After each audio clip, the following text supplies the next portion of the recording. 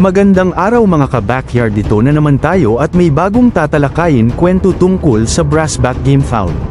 Bago tayo magsimula, huwag kalimutan i-click ang like and subscribe at notification bell para sa susunod ng tatalakaying kwento tungkol sa Game Foul history.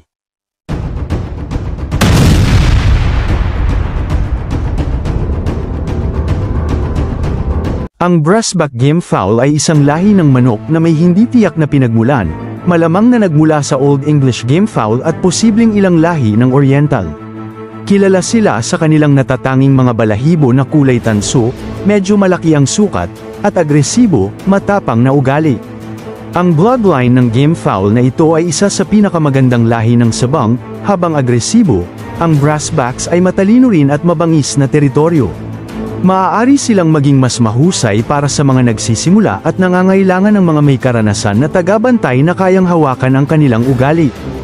The Brassback History. Ang Brassbacks ay isang partikular na pagkakaiba-iba ng kulay ng Albany o Warhorse Game Foul lines. Ang mga linyang ito ay kilala sa kanilang mga natatanging katangian ng pakikipaglaban, na minana ng Brassbacks at minsan ay nahihigitan pa. Kilala sa kanilang eksplosibong estilo ng pakikipaglaban, pinagsama-sama ng Brassbacks ang bilis, shuffle ang footwork, malalakas na strike, at deep cutting na kakayahan. Ang kanilang maalamat na laro ay nangangahulugan na hindi sila aatras kahit na malubhang na